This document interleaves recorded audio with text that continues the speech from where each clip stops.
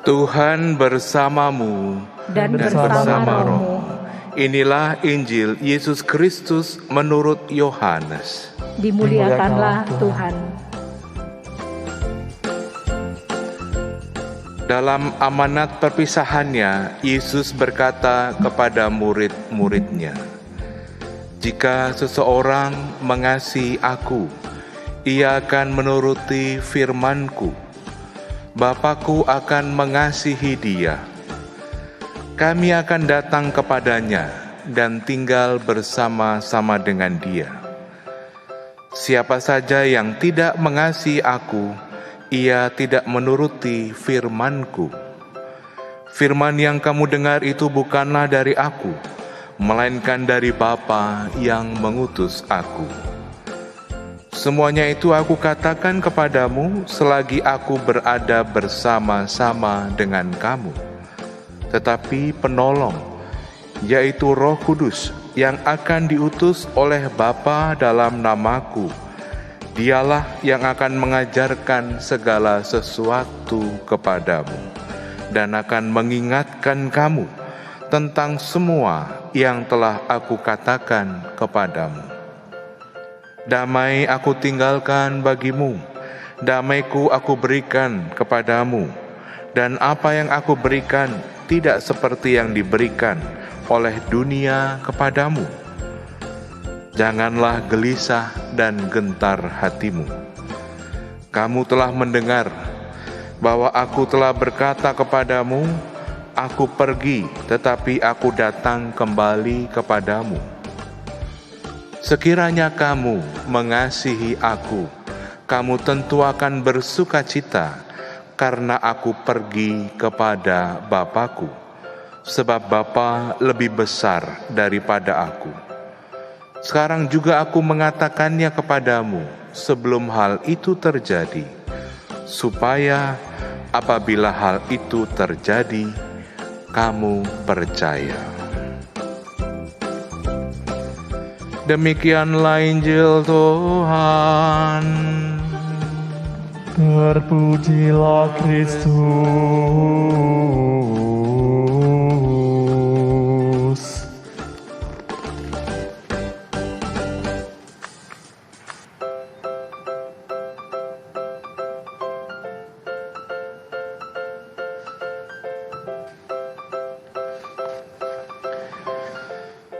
Ibu bapak, saudara-saudari, anak-anak yang terkasih dimanapun Anda berada, selamat Paskah, selamat hari Minggu. Kita semua bersyukur bahwa Tuhan senantiasa menyertai, membimbing dan melindungi perjalanan hidup kita, keluarga kita, masyarakat kita, dan dunia.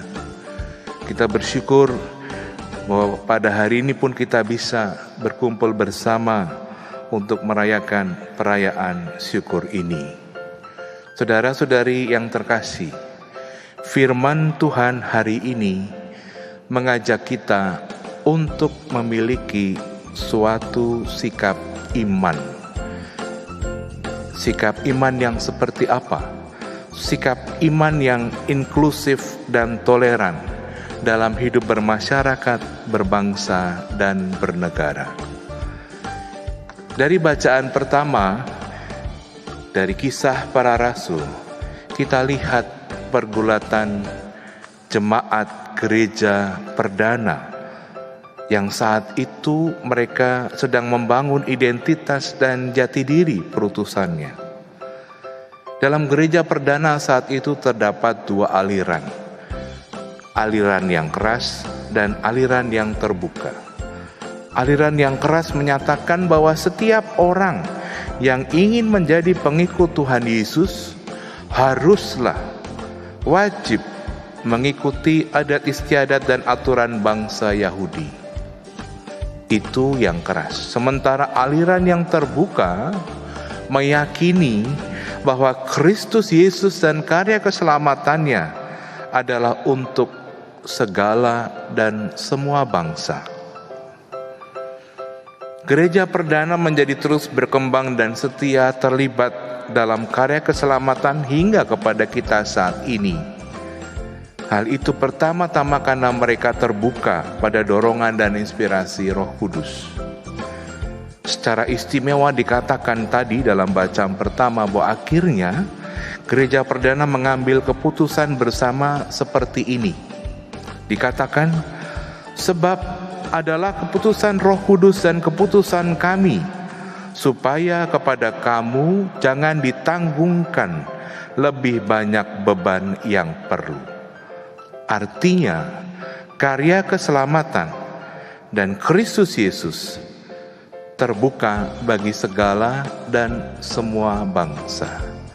Gereja Perdana mengambil keputusan hasil penegasan bersama itu karena karunia Roh Kudus juga. Saudara-saudari yang terkasih, dalam bacaan Injil, Yesus sendiri menegaskan bahwa Roh Kudus, Roh Penolong, Penghibur, Parakletos itulah yang akan meneruskan karya Bapa, mengajarkan segala sesuatu kepadamu dan akan mengingatkan kamu akan semua yang telah dikatakan aku kepadamu. Demikian pesan Yesus bagi para rasul dan kita semua. Allah Roh Kudus menyertai dan membimbing kita hingga saat ini sampai akhir zaman. Pertanyaannya kemudian adalah bagi kita saat ini, apabila Gereja Perdana saat itu telah terbuka bagi tuntunan Roh Kudus, lalu bagaimana dengan kita saat ini? Bagaimana dengan konteks kita sekarang? Saudara-saudari yang terkasih, dalam masa Paskah ini kita juga bisa menempatkannya dalam konteks tahun toleransi yang dicanangkan oleh pemimpin bangsa kita. Secara lebih khusus dalam tahun toleransi ini, kita diajak berkembang dalam semangat moderasi beragama. Semakin kita bertumbuh menjadi pribadi-pribadi yang toleran, semakin kita menjadi manusia Paskah. Semakin kita ikut berperan membangun semangat moderasi beragama, semakin pula kita menjadi manusia Paskah. Dan kalau itu terjadi, maka sejarah bangsa kita akan semakin jelas menjadi sejarah pembebasan, bebas dari watak eksklusif dan intoleran, bertumbuh menjadi masyarakat yang semakin inklusif dan toleran. Saudara-saudari yang terkasih, ada 4 indikator yang dapat menunjukkan semangat toleransi dan moderasi beragama itu berkembang. Pertama, indikator pertama adalah komitmen kebangsaan. Dan komitmen itu selama ini dijalankan oleh Kuskupan Agung Jakarta, oleh kita semua dengan istilah semangat cinta tanah air. Komitmen itu yang diungkapkan dalam semboyan amalkan Pancasila yang telah kita jalankan dalam arah dasar tahun 2016 hingga 2022. Dan saat ini kita lanjutkan dengan mewujudkan ajaran sosial gereja. Indikator kedua adalah sikap toleran, yang antara lain berarti kerelaan memberi ruang kepada orang lain, tidak mengganggu hak orang lain untuk berkeyakinan, untuk mengungkapkan keyakinannya, menyampaikan pendapat meskipun pendapat tersebut tidak sama dengan keyakinannya sendiri. Indikator yang ketiga adalah semangat anti kekerasan. Hanya orang atau masyarakat yang sakit yang biasa menggunakan kekerasan. Orang atau masyarakat yang sakit seperti itu tidak berpikir salah atau benar, melainkan menang atau kalah. Karena mau selalu menang, maka digunakanlah kekerasan. Semangat anti kekerasan. Dan indikator yang terakhir, indikator keempat adalah keterbukaan terhadap kebudayaan setempat yang tidak bertolak belakang dengan keyakinan iman kita. Inilah 4 indikator di mana semangat toleransi dan moderasi beragama itu dijalankan dan diwujudkan. Apabila indikator-indikator itu semakin nyata dalam hidup bersama kita, kita dapat mengatakan bahwa kita sedang beriman dalam inspirasi Roh Kudus dalam tuntutan zaman kita saat ini. Saudara-saudari yang terkasih, marilah kita sebagai pengikut Kristus bersama-sama dengan semua pihak untuk terus berusaha, bertekun, mewujudkan watak yang inklusif dan toleran, mulai dari keluarga-keluarga kita dan masyarakat kita. Mari kita mohon rahmat Tuhan agar kita semua dengan banyak pihak terus terbuka pada tuntunan Roh Kudus. Dimuliakanlah Tuhan kini dan sepanjang masa. Amin. Amin.